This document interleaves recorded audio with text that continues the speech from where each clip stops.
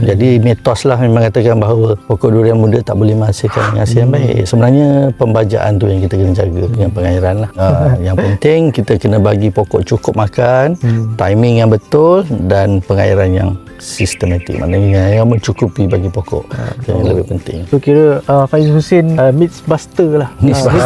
Kita menceritakan kesan jangka pendek je, terus berbuah, terus berbunga. Tapi ada juga pekebun yang concern tentang kesan jangka panjang selepas menggunakan Black Wizard ataupun baja-baja Fast Grow Fertilizer. Belakang saya ni kita boleh nampak contoh yang terbaik penggunaan berterusan Fast Grow Fertilizer. Kalau tengok kan kat sini ada yang dah stage almost besar bola pingpong, maksudnya ini dah besar bola pingpong. Tetapi kalau kita perhatikan dari segi paling dekat, kita nampak bunga-bunga mata ketam baru kelihatan.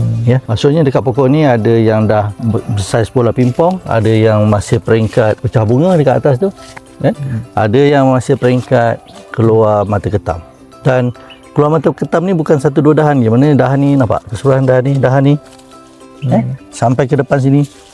Kalau dia berbuah ni maksudnya ada potensi untuk buah yang tak putus lah. Jadi ini adalah hasil daripada pembajaan Fast Grow, di mana teknologi yang dibuat oleh Fast Grow ni adalah teknologi baja slow release. Bila slow release ni maksudnya dia memberikan baja ataupun nutrition pada pokok secara pelan-pelan, secara berperingkat-peringkat. Jadi baja tu tidak dibazirkan. Jadi kalau pokok perlukan baja, dia akan intake baja dan membentuklah ni. Ni hasil daripada Black Wizard Yellow lah. Walaupun kita dah tak bubur Black Wizard Yellow dah 2 bulan, sebabkan buah kita ni dah peringkat umur 2 bulan.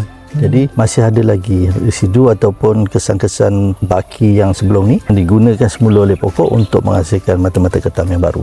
Jadi ini daripada peringkat macam ni, nak jadi peringkat macam ni lebih kurang dalam tempoh masa 45 hari ke 50 hari. Yang bagusnya Fast Grow ni satu lagi, selalu follow up petani. Maksudnya apa-apa kita rasa petani macam lambat je respon, tim Fast Grow akan turun bagi advice, tanya khabar dan macam mana, jadi ke tak jadi. Itu yang saya sukalah dengan Fast Grow punya tim ni, nak mesra pelanggan. Okey, saya rasa itu saja perkongsian daripada Tuan Faiz. Terima kasih Tuan Faiz. Tuan Faiz, terima kasih. Sama-sama. Assalamualaikum. Terima kasih datang.